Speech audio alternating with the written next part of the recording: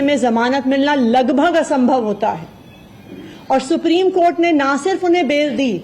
बल्कि बेल देते हुए केंद्र सरकार के मुंह पे तमाचा मारा और कहा कि अरविंद केजरीवाल जी की गिरफ्तारी एक दुर्भावना के तहत हुई थी। ये कहा कि केंद्र सरकार की एजेंसी सीबीआई, ईडी पिंजरे में बंद एक तोते की तरह हैं जो सिर्फ अपनी मालिक की आवाज में बोलती हैं। हो सकता है कि कोई और नेता होता तो उनके लिए अदालत का यह फैसला काफी था और वो तुरंत जाके मुख्यमंत्री की कुर्सी पर बैठ जाते, लेकिन अरविंद केजरीवाल जी ने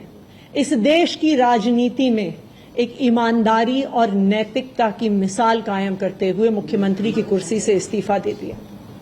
उन्होंने कहा कि मेरे लिए सिर्फ अदालत का फैसला काफी नहीं है, मैं जनता की अदालत में जाऊंगा और जब तक दिल्ली की जनता मुझे नहीं कहती कि मैं ईमानदार हूं तब तक मैं मुख्यमंत्री की कुर्सी पर नहीं बैठूंगा। मुझे नहीं लगता कि इस देश के इतिहास में या शायद इस दुनिया के इतिहास में ऐसा कोई नेता रहा होगा, ऐसी ईमानदारी और नैतिकता की मिसाल रही होगी जो आज अरविंद केजरीवाल ने देश और दुनिया के सामने रखी है। अब हम सभी दिल्ली वालों को मिलकर एक ही काम करना है, अरविंद केजरीवाल जी को फिर से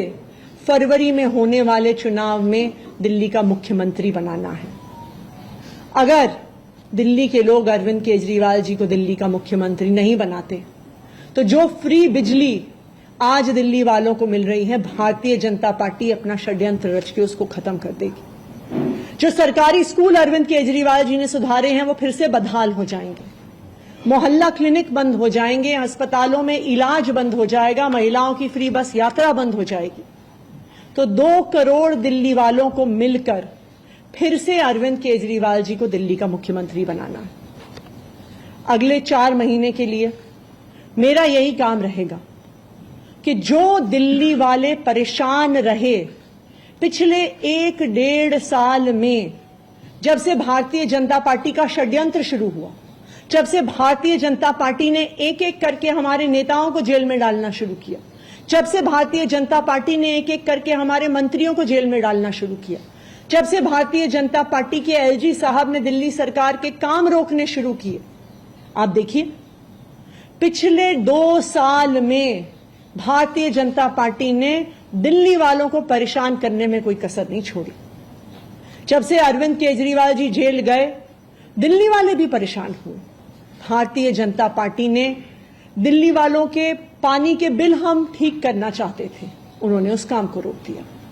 भारतीय जनता पार्टी ने जो सड़क के रिपेयर के काम है वो रोक दिए। भारतीय जनता पार्टी और उनके एलजी साहब ने अस्पताल में मिलने वाली दवाइयां रोक दी, अस्पताल में और मोहल्ला क्लिनिक में टेस्ट रोक दिए, दिल्ली से कूड़ा उठना रुक गया। लेकिन मैं आज आपको आश्वासन दे रही हूं कि अब अरविंद केजरीवाल जी जेल से बाहर आ गए हैं और उनके मार्गदर्शन में दिल्ली में कूड़ा भी उठेगा, सड़कें भी ठीक होंगी, पानी के बिल भी ठीक होंगे, दिल्ली में जो सीवर की समस्या है वो भी ठीक होगी।